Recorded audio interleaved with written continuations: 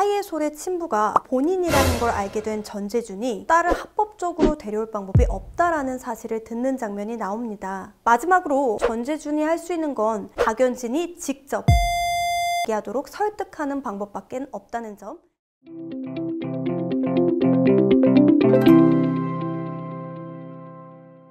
안녕하세요. 어렵게 느껴지는 상속을 누구보다 쉽고 정확하게 풀어드리는 상속 전문 변호사 유지은입니다. 요즘 제가 즐겨보는 드라마 더 글로리가 배우들의 실감나는 악역 연기로 인해 아주 핫한데요. 극중에서 하도영과 박연진의 딸 하예솔의 친부가 바로 본인이라는 걸 알게 된 전재준이 변호사 친구로부터 딸을 합법적으로 데려올 방법이 없다라는 사실을 듣는 장면이 나옵니다. 언뜻 보면 본인이 친부인 것만 증명하면 될 것 같은데 왜 방법이 없다고 한 걸까요? 오늘은 상속 전문 변호사로서 여러분들께 이와 관련된 법률 상식을 알려드리도록 하겠습니다.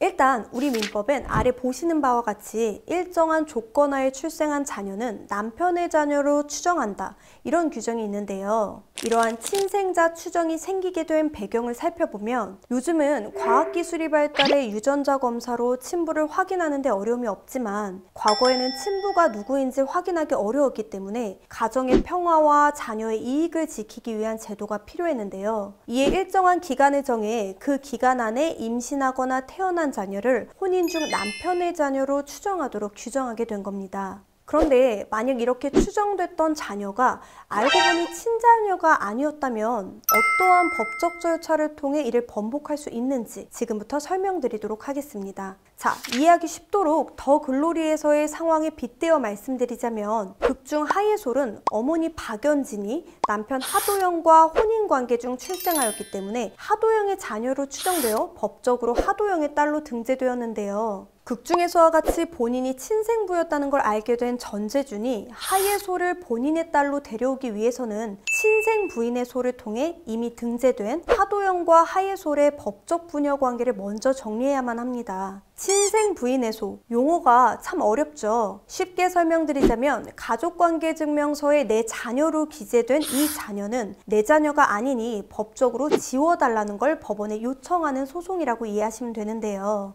이 친생 부인의 소에서 알아야 할 중요한 두 가지가 있습니다. 첫 번째는 소 제기는 친생자가 아님을 안 날로부터 2년 내에 해야 한다는 건데요. 사실 이 부분은 몰랐던 척할 경우 입증이 어렵기 때문에 실무상 자주 거론되는 부분은 아닙니다. 문제가 되는 건 두 번째인데요. 바로 이 소송은 법적으로 등재된 아버지와 어머니만이 신청이 가능하다는 겁니다. 하도영이 이 사실을 알고도 만약 키워온 정 때문에 본인이 아버지로 계속 남고자 결정한다면 생부인 전재준은 이 소송 자체를 제기할 수 없다는 거죠. 이 친생자 추정은 현대사회에 오면서 현실과 맞지 않는 딜레마에 빠지게 됩니다. 일단 이렇게 출생자의 부친이 추정되는 순간 이를 뒤집기 위해서는 친생 부인의 소라는 다소 엄격한 기준의 소송이 필요하게 되는데요. 예전과는 달리 지금은 여성의 재혼금지 기간도 삭제되었고 이혼 숙려 기간 등의 제도로 인해 혼인 파탄으로부터 법률상 이혼까지 시간 간격이 크게 늘어났잖아요. 따라서 여성이 전 남편이 아닌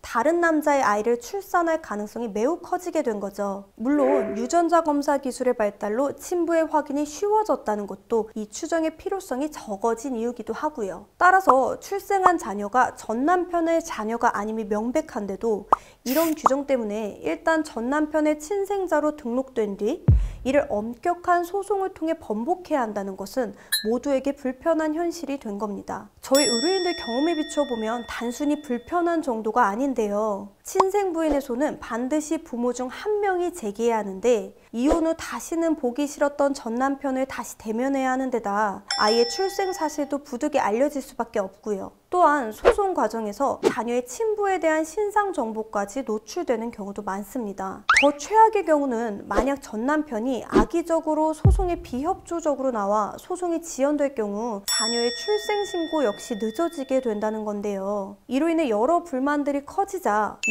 2018년도부터 친생 부인 허가 청구라는 제도가 시행되었습니다. 이 제도로 인해 이제는 혼인관계 종료 후 300일 이내에 출생한 자녀 중 아직 혼인 중의 자녀로 출생신고가 되지 않은 자녀에 대해서는 그 자녀의 모친이나 전 남편이 친생 부인 허가 청구를 하거나 친부가 인지 허가 청구를 통해 친생 부인의 소보다는 간이한 방법으로 친생자 추정을 배제할 수 있게 되었습니다. 지금까지 어떤 경우에 친생자로 추정되는지, 이를 번복하려면 어떠한 절차를 거쳐야 하는지에 대해 알아봤는데요. 마지막으로 혹시라도 전재준이 합법적으로 예솔이를 본인의 딸로 등재할 수 있는 방법이 있는지 궁금해하실 분들을 위해 설명드리자면, 하도영이 아버지 자리를 포기하지 않는 한 전재준이 할 수 있는 건 박연진과의 연인 관계를 잘 회복해서 박연진이 직접 친생 부인의 소를 제기하도록 설득하는 방법밖에 없다는 점 알려드리면서 오늘 영상은 여기서 인사드리도록 하겠습니다. 더 궁금한 점 있으시면 댓글로 남겨주시거나 하단에 있는 번호로 연락주시면 상담 도와드리도록 하겠습니다.